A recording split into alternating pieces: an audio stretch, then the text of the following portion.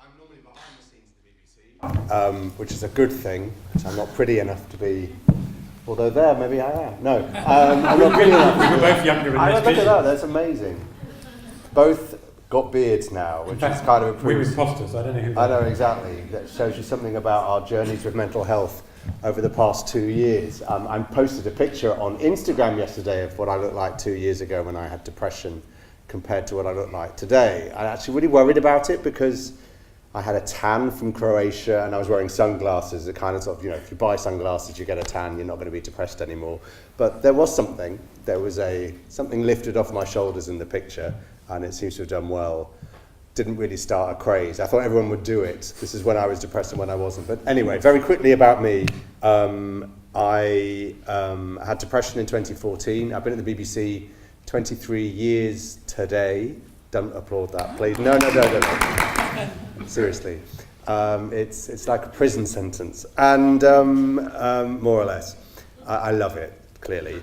Now I work, I run the planning department for UK News, whatever that. I'm in charge of everything that's about to happen in the UK and how we cover it on TV, radio and online. And there's a remarkable lot of news that we know is about to happen. That's not some big conspiracy thing, we just know. And I had a period of depression which my boss said to me one day, probably sort of 2 or 3 days after I'd been off work, and I admitted to him that I had depression. He said to me, right, I'm not going to be very good at this. I don't really know what to say to you. I don't really know how to act, but all I can say is I'm really worried and I want you to get better. To which I immediately replied, oh my gosh, that's actually quite a good way of going about it. And then the two of us kind of laughed all our way through because I said I wouldn't know what to do if somebody came to see me, which began a journey which ended up at the University of Michigan on a sabbatical where I was supposed to do depression in journalists, and it grew into some massive project about depression in the workplace and the kind of best ways of helping people, best ways of supporting them. I think we're going to talk a lot about that. Best ways of giving them space and best ways of getting them back to work, which is something that is really key to you and the work that you do. How it is important, isn't it, for people to get back to work. Absolutely. If they can. I think that I know certainly when I started with Oakleaf, I think I very much signed up to that with the new Labour government of 97, and everybody's going to return to employment and New Deal for disabled people, this is what we need. And I thought everybody was going to go back to work. It seemed a logical conclusion. But I don't think I really appreciated then that perhaps that isn't the journey for everybody, that may not happen. For some it will happen, for some it will happen in a short period of time, for some it will be a very long period of time, and some it may never happen, not in mainstream employment. So I think when we talk about employers need to be more creative in the way they do find work for people, but also what is practical and realistic for some people. And I think that's why a lot of employers, bosses, let's call them bosses from now on. Employers is a horrible word. The bosses. Yeah. I think bosses, and I am a boss of some sort, bosses are scared because, you know, we can't diagnose someone and decide how long it's going to be. That conversation's got to happen. But how important do you think it is to have that conversation?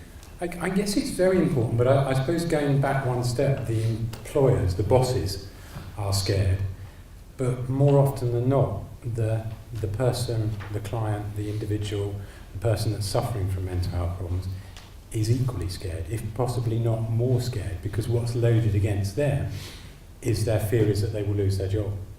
And I guess I never really thought about that, because ironically, when I started working with Oakleaf back in January 98, so it'll be 20 years this January, I didn't tell anybody that I had mental health problems. And I feel quite embarrassed and ashamed about that now, thinking that here was I working for a mental health charity, in fact leading that charity, and I never told anybody, because I thought the board, as were at the time, would think, oh my God, we've got somebody here who's completely mad. They realised that later on, obviously, but at the time, I thought that's going to be my exit. And I think we have come a long way in 20 years, and through some of the work that the likes of Jeff and various others have done, we've started to turn that around. But it's, excuse me, I think we're all getting over winter colds, Nick, Matt and myself, and I'm struggling the same. I think that tide has now started to turn. We've still got some way to go, but I think that the fear of the employer to have that conversation, the boss, how do I approach this with the person? Because I think as well there's that, what if they bring a suit against me that I've subjected them to stress in the workplace, and therefore that's going to be really bad for me as an employer. And I certainly, as an employer, I have to think about those things as well.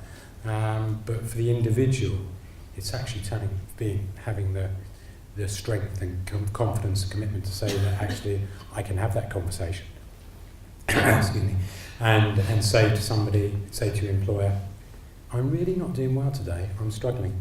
And I don't actually need you to do anything right now. I don't need you to make a load of reasonable adjustments. I just need a bit of space. I need time to go out and just do what I need to do and then come back and do my job.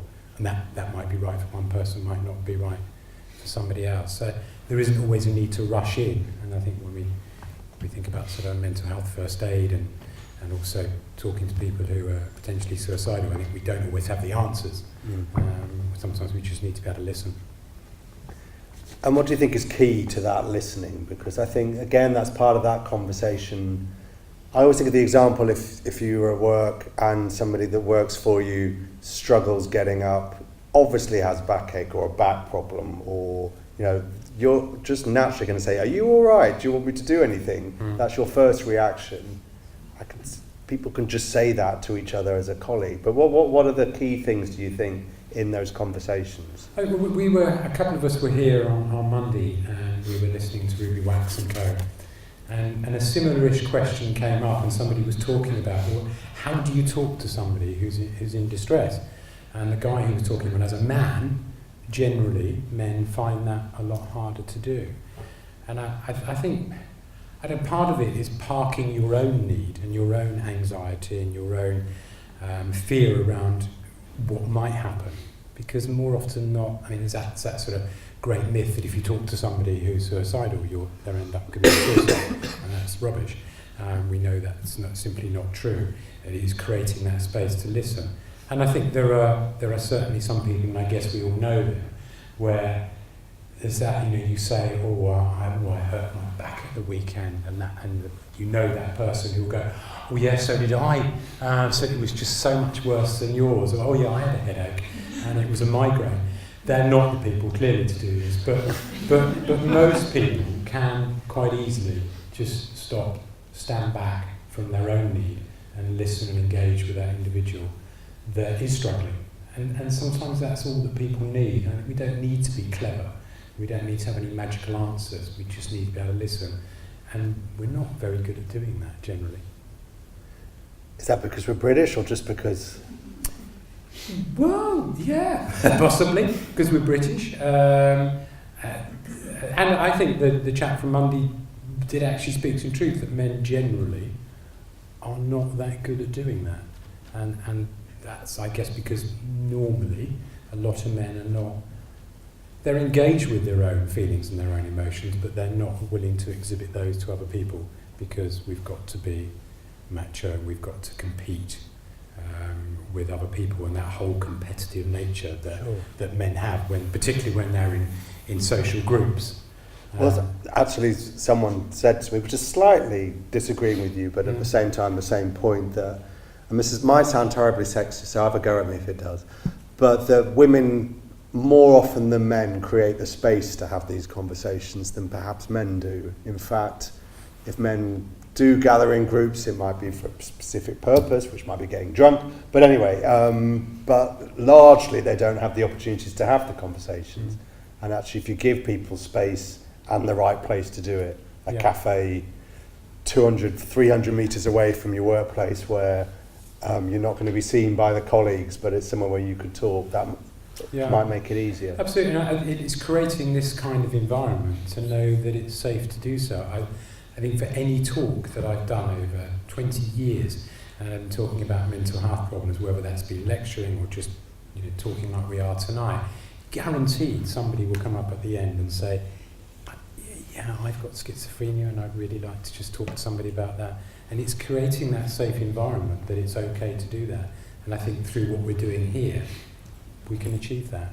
And it's not just getting the message out. I think it's about sort of reality of it all. I think, we can all, I guess, if you've never been to the countryside, and here we are in leafy Surrey, if you've never been to the countryside and you've read about it in a book, you think, well, yeah, I know what the countryside looks like. There are trees and there are cows and there are smells coming from cows, and other such things, and the way the weather will be. I've got a kind of picture of what that will be like. But until you really experience it, you stop reading the book and you go out and experience the countryside, then you can really engage with it. You can touch it and feel it and smell it. And I'm not suggesting that you come and touch and feel and smell any of the people here that are talking tonight, but you get a real exposure to what perhaps mental health is like. And I guess that's the kind of message that we can convey. And also, just in case everybody in this room leaps out afterwards and wants to affect change where they work, often the barriers come from those people that aren't in this room, the other bosses, the CEO, the big boss. What are the key things to say, no, this is something that we should do and this is why we should do it? I guess for people, the business, to see that you've got potentially a really good employee here. And if you can support them through whatever difficulty is that they're going through, whether that be short-term or long-term, it's going to be a much, presuming they are a good employee, but it's going to be a much better option than just pulling the shutters down and saying, well, let's find somebody else to do the job, apart from discrimination. But that's an incredibly expensive route. So if an employer is thinking about it from a financial perspective, then that's got to be a key consideration. If we can support the individual that we've got, that we know and have trusted and worked with up to now, then surely we've got to make it happen and support them to enable them to carry on their work. And what are the other benefits, do you think, by trying to engage with the team as a whole in this area? Well, it's that ripple effect, isn't it? If it's not just talking to that one person. You now start talking to the team. You're spreading the message out, and so who do we know that knows somebody that you can start affecting that message so much wider. So it isn't just talking to your direct employees, because they in turn can have a very positive effect on other people, and we can have evenings like tonight which we couldn't have had maybe 20 years ago, where we can say, well, actually, yeah, you know what, I've had mental health problems for a long time, but I've managed to get on with my job. I guess in some ways I think I'm very fortunate. I don't think I've ever taken a day off work for my mental health problems. Obviously for the serious flu I had last week, that was quite different, but or cold. But for those I just haven't. It doesn't mean to say that people are just going to fade and die. And sadly that does happen. But most of the time people are able to get on, but we just need to allow space for them. And just to finish off, you've been around more than 20 years, but 20th anniversary in January, yes. Where do you think you'd like this country to be in 20 years' time in this area of mental health? Well, I suppose it's been said so many times, but particularly recently, it's about the sort of just investment in... It's actually not just talking about the investment in mental health, it's actually making it happen. And I think many governments, and we won't get into slandering anyone's in particular, but they've talked some good fights, and I think now we actually need to see some action, and that can only happen through really serious investment to make a difference, but to make that enduring. And so often, and I know there are some politicians in the audience, be they local or wider afield, but I think so often it's only thinking about now and the immediate future, the next 4 years of a particular term, as opposed to thinking, well, where are we going to be in the long term? What can we do that is going to make a difference, and are we really being smart in the way that we work? That sort of culture that, well, I know I've done my 36 hours, but my colleagues are still here, so I don't need to be seen to be the one that's going home first. I need to carry on and be seen to be the one that's going home last, so I can go, yes, how well I've done, and my employer might recognise that. For the employer to be going, hey, get home, because you've got a life outside of here. So I think there's a lot of work to do, but we've made a lot of progress. Thank you very much. Thank you.